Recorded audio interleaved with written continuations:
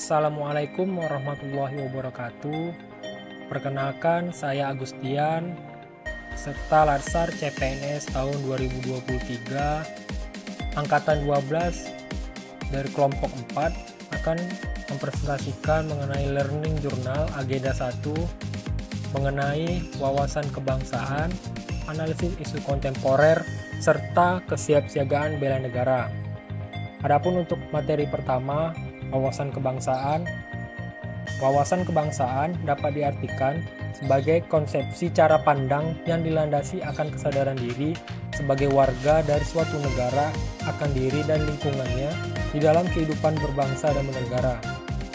Dalam wawasan kebangsaan ini sendiri menghasilkan 4 konsensus dasar, yaitu Pancasila, Bhinneka Tunggal Ika, Undang-Undang Dasar 1945, serta NKRI, di mana Pancasila sebagai ideologi negara, yaitu setiap bangsa harus memiliki suatu konsepsi dan konsensus bersama menyangkut hal-hal fundamental bagi keberlangsungan, keutuhan, dan kejayaan bangsa yang bersangkutan.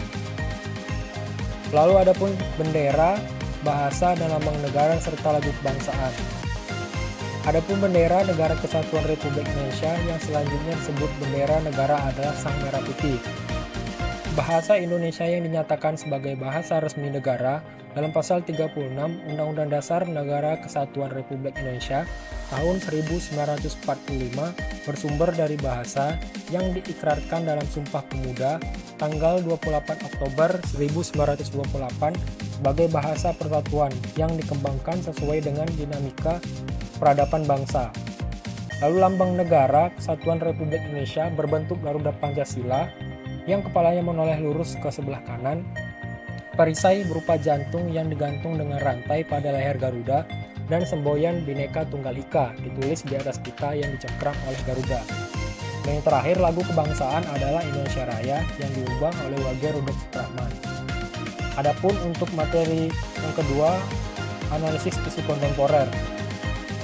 Isu kontemporer adalah masalah atau persoalan yang terjadi di masa sekarang atau sesuatu yang sedang hangat dan ramai dibicarakan, yaitu kata lainnya berita viral baik di lingkungan masyarakat, lingkungan pemerintah maupun media cetak dan media sosial.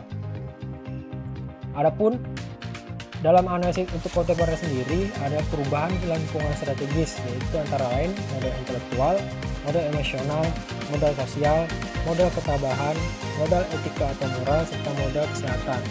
Adapun isu-isu strategis kontemporer yang sering kita dengar yaitu korupsi, narkoba, terorisme dan radikalisme, money laundry, proxy war, cybercrime, hate speech, dan hoax. Isu-isu tersebut sering kita dengar di masyarakat, bagaimana korupsi, narkoba, terorisme, money laundry yang terjadi di masyarakat. Dan isu-isu tersebut juga perlu dianalisis. Adapun teknik analisis isu tersebut ada 3, teknik tapisan isu, teknik analisis isu, serta analis kesenjangan isu. Adapun untuk teknik tapisan yaitu menggunakan rentang penilaian pada kriteria AKPL, yaitu aktual, kelayakan, problematik, dan kelayakan.